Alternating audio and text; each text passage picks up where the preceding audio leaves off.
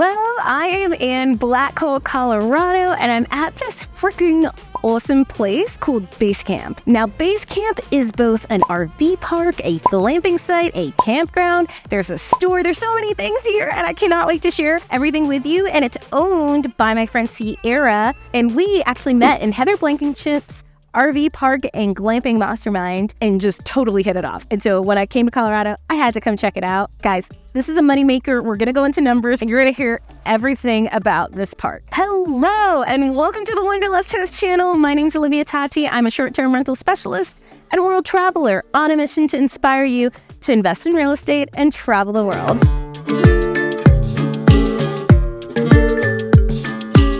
This place is pretty cool. It's located less than an hour from Denver, meaning it's so easy for people who are going through Colorado to just stop by here. Remember, with real estate, location is everything. And it's 10 minutes from Golden Gate Canyon State Park, which is a lovely park just outside of Golden, which is very close to Denver. So what more could you ask for? Now, Ciara has a super interesting story, and I cannot wait to share that with you, just how she did it. And you know, she's a regular person, just like you and me, and just shows that everyone and anyone can do it. You just kind of have to get your feet wet and get started. Remember, if you like this video, hit that like and subscribe button and the bell notification button.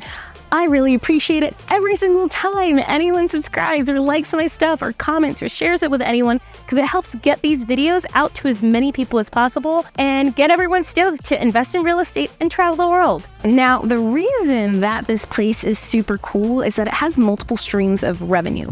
You've got the cabins, that's your glamping, that's your short-term stays. And as we know, short-term rentals have a lot of income and there's multiple units of those. There's also camping, there's RV parks, and RV parks, once again, here they actually have a lot of long-term RV park stayers, but they are also going to transition some of those to short-term. So multiple streams of income. And then on top of that, they have the camp store, they have the gas pump, so many different ways to create income. And that's what I want you to keep thinking about, even if you're just buying single family home or a short-term rental or a boutique hotel, is thinking of all of these different ways that you can actually make income. Part of why I love my duplex is that there's multiple ways that I can make money from it. It's not just one single rental. But let me first give you a quick tour through this place.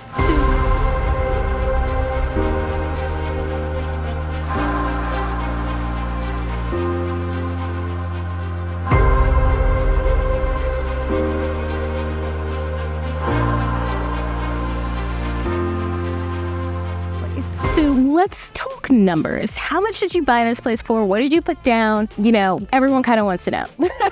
That is always the first question I get asked, because it's so curious, right? In commercial real estate, like, what does something like this cost and how much do you make off of it? So I purchased this property for $2.5 million, and I put 5% down. Amazing. Now, how we did that is we utilized what's called a Small Business Administration loan, SBA. It's amazing for your first property. It is a very long process. They scrub everything. They ask for more things. So is it worth it? I would say yes for your first property. It worked out really well for me. And one of the reasons being is our cash on cash return on this property, because we only put down 5%, is 125%. That is so good. Oh my, who wouldn't want 125% cash on cash return? Exactly. So much fun. You're growing a business, but you also have the tax benefits of being real estate. And I can go into specifics of that. When you get a cost segregation study done on something like an RV park, it's all land improvements. So like all you do is pull out the land value, which up here was maybe $200,000. Yep. And then I got to write off 80% of my purchase price. Holy moly, yeah. So crazy tax benefits and crazy, just like as many revenue streams as you want to put, you can do. I love that. No, I mean, so we do cost segregation studies on just our short-term rentals. And you're like, why would you not do a cost segregation study? No. I think it wasn't originally made for short-term rentals. It was made for commercial properties and stuff like that. Yeah. So if anyone's not doing this, it's something you got to trust me. So you used an SBA loan. How much are you profiting on this property? Yeah, so if we really dig into the numbers, my 125% return on my initial down payment, you do have to calculate in some acquisition costs. You'll have to have attorneys draft some things, reviews. You have all of your inspections, and for RV parks, you have to do what's called environmental report. Yeah. You do have a lot of upfront costs that you have to furnish, but all said and done, we've already made back all of that acquisition money, and we're cash flowing $10K per partner per month. So there's 2 of us that run it. It is such a blessing to have a partner in crime. On something this big, you're there to like drink wine together. Amazing. How it goes well and what doesn't. Yeah. And do either of you have a background in RV parks or anything? You just both kind of went into it? Both went into it. My partner has a background in short-term rentals and Airbnbs. Cool. And then I had the commercial brokerage background. Yeah. So we combined both. I love systems and numbers, and she loves cutifying. I'm going to steal your word. I love that. So it worked out really well. Amazing. And I feel like a lot of people feel intimidated by commercial properties, especially a property that's $2.5 million. Like, what would you recommend for someone who's wanting to get started in this space? Great question. And I will start off by saying that you will not know everything before you start. And it's more on the starting. And then you figure out a lot of it as you go, which is exactly what we did. Yep. Although I had the underwriting and the transactional background, I did not know how to run a property. And all of the things that we came across, we're 3 months in now, was kind of like, well, you got to figure it out. Yeah. Because now you own it, it's your business, and you have to grow it. No one's born being a business owner or born owning commercial real estate. We all start somewhere. And no one teaches it either. It's not what you learn in school or anything like that. You just have to start.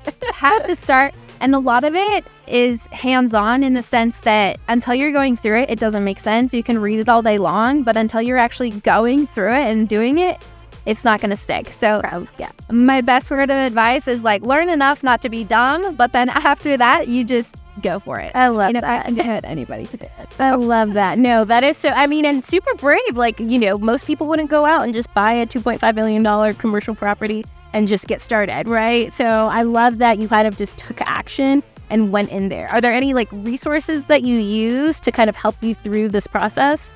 Great point. The masterminds that I have invested in myself by going to have been really instrumental. It's really encouraging to be around people like you, people like Heather Blankenship, people who are doing it and who have done it. Because when you have those moments of doubt where you're like, what am I doing? I'm risking everything. I'm really trying what is my risky scenario? I'm living back in my parents' house and I lost all my life savings. Yeah, right? Yeah. I think we all think about that. Totally. But when you're around, and for me, like-minded women, because there's not as many women in the commercial space, and just in general, people who are doing it and they normalize that sense, I would say that the best thing I did was invest in the masterminds. Other than that, it's your podcast, it's your books, and then it's just doing it. Get into the space, talk to people, troubleshoot, and you'll just make it happen. Amazing. I love it. Okay, so tell me a little bit more about this place. How are you making money off of it? Great question. So we actually have a few different revenue streams, which makes this, asset class in commercial real estate so cool. So I actually have long-term tenants that you'll see all my RVs on the west side.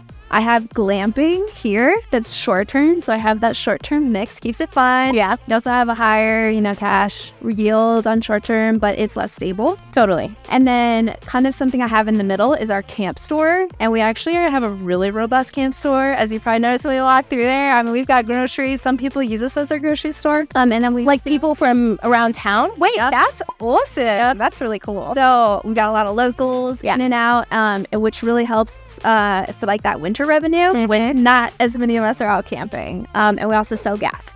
So for people coming to... Yeah, I did see the gas. Boy, that's really smart. I love that. Yeah. Okay. So we get a lot of commuters coming up for the state park, and then they're going to Netherland, they're going to, I love Netherland. I know. Amazing. Incredible. So what would you say is your most lucrative stream here? We do really high volume in the store, but I will tell you that with the cost of goods and the cost of labor, the margins are actually much smaller on store products than they are on camping, because camping obviously doesn't require a whole lot of staffing. You check in, they sleep, they check out, and then you clean it. Yeah. That's why I got into it for the campground model. The store was kind of a bonus, and we kind of learn as we go. Yeah. But the most lucrative, with a little injection of some marketing, getting the influencers up here, getting in a few different magazines and other sorts, the glamping is really where it's all headed. Because if you think about it, it's not quite as expensive as renting an entire house Airbnb in this area, but it's still a really unique experience, and people love the campfire setup. Yeah. So I would say the glamping. It's so funny. I was heading back from Utah a few weeks and I was considering stopping in Moab and camping, but the thought of having to like grab my tent, grab everything, I was like, no, there's a reason glamping was created. That's to make your life easy, but you still have the beautiful views, you still have the like camping and nature experience. Yeah. Exactly. And I think our generation is really moving towards that. Yeah. We don't have all the gear that our parents used to have for camping trips. And now it's like, I just want to show up, and we'll eventually start adding in add-ons. So there'll be like charcuterie and wine. Love that. Literally one-stop shop. It's ready for you. Love that. Walk in and you have your experience. Love that. Yeah. And you should do like, I've seen this in a few places. They'll do s'mores. Yep. For some, they'll even do like a steak hit. Yep. So cool. So many opportunities. No, and yeah, so easy. So I love the glamping. Oh my gosh, amazing. And so how did you actually find this place? Great question. So when I talk about that shotgun versus that rifle approach, I knew that I wanted my first park to be within an hour or so drive of my home, and my home is in Denver. So I went in and very strategically like mapped out the parks that were within an hour. Yeah, and totally. And then just started calling. Amazing. So you went direct to the owners. Yep. Okay, amazing. Yep. How many calls do you think you did? I got really lucky on this one. Okay. He was my third call. What? That's incredible. Oh my God. And I will follow that up. Like now that I'm looking for another park, I've made 200. Oh my God. And I haven't come across someone. So take that with a grain of salt. I love that. That's incredible though. Oh my God. Sometimes it works out though. That's like, I recently just hired an assistant, and I was expecting to kind of like have to slog through interviewing folks, and then like someone reached out to me, and it was like the first person. I was like, actually, this is going to be a really good fit. And doesn't get much better than that. So. Yeah, totally. Amazing. So tell me a little bit about yourself. How did you even get into real estate? It's a good question. You know, I spent 10 years as a paramedic. I did a lot of travel. I worked in helicopters overseas, and I just got to a point where when it wasn't as exciting anymore as it used to be, and I was showing up for someone else, clocking in, and I was like, there's gotta be something else to life. And I had a lot of volunteer jobs that I really loved, but I wanted to find a way to be able to do those, and I didn't have to go back to work a 9 to 5 to afford to do the volunteer jobs. What were the volunteer jobs? So, I mean, I worked in Honduras, I worked in Africa, Greece, Spain, a lot of places that are my passion projects that they don't pay. So I'd go do those, and then I'd have to come back to the States for 9 months, kind of work, save up money, and then go out again and volunteer for several months. When the 9 to 5 got less exciting, I was like, what is another way that I can do these passion projects of mine? What could I invest in or own that enables me to do that? So I did a lot of searching. I bought a lot of stocks. I played with options. It was all super active, and I ended up paying all of it back in taxes. Oh my God. So I was like, there's got to be another way. Totally. So here we go again, looking for the next thing. And I came across Bigger Pockets. I went and got my real estate license. Found out I did not like residential. Found out I was not. I was the same way. Oh my gosh, I just couldn't handle. And it's like dealing with people's emotions. And I was like, I don't want to be a therapist. No, I wasn't good at like being a landlord, and I also wasn't good at making stuff cute. Mm-hmm. So I was like, where do I fit in real estate? Totally. I thought getting into the commercial space that I was going to go for like your warehouses, your industrial, we call triple net lease, which I thought was going to be it. But then I found this amazing niche of campgrounds where it's both a business and it's real estate. Okay. So you get the tax benefits of the real estate, but it's also a business that you can invest in and grow, and it's really unlimited potential there. 100%. That's pretty random, right? Like, you know, most people aren't like, I'm going to go, buy a campground or buy an RV park or anything like that. So what, like, was it just talking to other agents in, like, commercial agents, and they recommended it? Or how did you even think of buying a campground? Yeah, you know, when I got my license and I was working as a broker, there's not very many people in the space of mobile home and RV parks. It's super niche. I did meet a couple, and I was very fascinated by the fact that this was real estate with a business. Yeah. So I did what we all do, and I went and listened to all the podcasts, and I read all the books. I found Heather Blankenship. I found the people doing it, and the deeper I got, the more excited I got, and I was like, this is it. This is where I fit in. There is also a degree of, the shiny object syndrome that we talk about. Oh my God, yes. I'm gonna do that, I'm gonna do that. And I had a very dear mentor of mine tell me that I was shooting with a shotgun approach. Yep. And I needed to shoot with a rifle. Yeah. And so there was one day where I was like, you know what? I'm going to do campgrounds. I love it. I love it. Here we are. I love that. Amazing. So the thing is they're netting $20K a month on this place. So $10K each per person, and they haven't even done the fixes or the improvements that they've wanted to do. Like, they haven't done the renovations that they wanted to do yet. And that's the cool thing about commercial properties and properties that have really large profit margins. With places like RV parks, glamping parks, etc., a lot of it comes down to the marketing, the way that you're actually managing the property. So if you can come in and take a property that is underperforming, that isn't all dolled up and pretty, that doesn't have systems and processes and isn't being managed well, you can drastically also increase the revenue of that property. And because it's commercial, it also increases the value of the property too. So I hope this video just inspires you to just get started. Literally, taking action is worth so much more than spending years and years and years just reading up about things and watching videos on YouTube and learning everything you think you need to know. The best teacher is just getting started, especially on something like your first project. Maybe you do bring in a partner who has some other skill sets that's going to be complementary to yours, so you feel a little bit more comfortable. Once again, if you like this video, make sure to hit that like and subscribe button and the little bell notification button. I really appreciate it. I love filming videos like this, and I want to keep doing them as much as possible. And I can only do that if you like, subscribe, share, comment, and tag me on Instagram too. I love it when I see you guys watching my stuff. Okay, I'm out. Off to go hiking.